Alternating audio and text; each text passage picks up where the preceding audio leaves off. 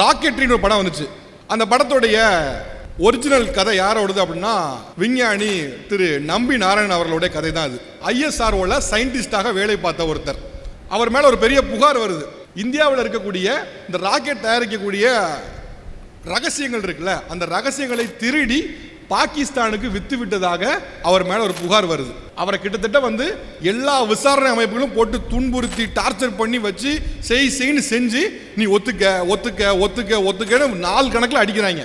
மன்றாடாரு, என்னைய விட்டுருங்க, எனக்கு இதுக்கு சம்பந்தமே கிடையாது, நீ சொல்லக்கூடிய டெக்னாலஜி இந்தியாவிலே கிடையாது. ஏன்னா அவங்க சொல்றதுன்னா கிரையோஜெனிக் இன்ஜின் டெக்னாலஜியை நீ பாகிஸ்தானுக்கு வித்துட்டேன்னு தான் சொல்றாங்க. அவர் சொல்லப்பட்ட காலகட்டத்தில் கிரையோஜெனிக் டெக்னாலஜி இந்தியாக்கிட்டே கிடையாது. இந்தியா கிட்டே எல்லா டெக்னாலஜி எப்படி விற்க முடியும்?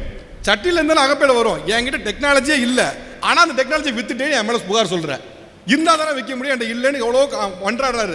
ஆனால் அவர் சொல்கிற யாருமே கேட்க ரெடியா இல்லை. அவரை போட்டு அடித்து துன்புறுத்தி ரத்தம் வர வரைக்கும் அவரை செய்ன்னு செய்கிறாங்க பல விசாரணை அமைப்புகள்.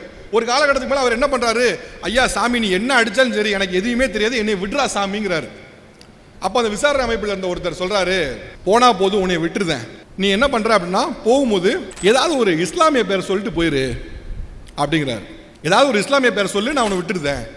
எனக்கு தெரியாதுன்னு சொல்கிறேன், நீ நான் தப்பிக்கிறதுக்கு ஏதாவது ஒரு இஸ்லாமிய பேரை சொல்லி உன்னை விட்டுருதேன்னு சொல்கிற, ஒரு முஸ்லீம் பேரை சொல்லி விட்டுருதேன்னு சொல்கிற அப்படின்னு அவர் செம்ம கடுப்பாயிட்டு அவர் சொன்ன பேர் அப்துல் கலாம். ஏன் ஒரு இந்து பேராக இருக்கக்கூடாது? ஏன் ஒரு பொது பேராக இருக்கக்கூடாது? ஏன் ஒரு கிறிஸ்துவ பேராக இருக்கக்கூடாது? ஏன்னா அப்படி ஒரு பேரை சொன்னால் எல்லாரும் ஈஸியாக நம்ப வச்சிட முடியும். ஆமாம் ஆமாம் அவன் தானே பண்ணியிருப்பான்னு நம்ப வச்சிருக்க முடியும். படங்கள் தொட்டு எல்லாத்துலேயும் ஏதாவது ஒரு தீவிரவாத அமைப்பாகவோ இல்லை ஒரு தவறு செய்வதாக இருந்தாலோ யாரை காட்டுறாங்க? அதுதான் அதில் இருக்க அரசியல். கடைசி சுப்ரீம் கோர்ட்டு போச்சு, எங்கெல்லாமோ போச்சு. கடைசியில் அவர் மேலே எந்த தப்பும் இல்லை.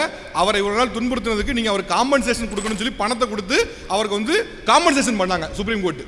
அவர் விடுதலை ஆகிட்டார் லாஸ்ட்டில்.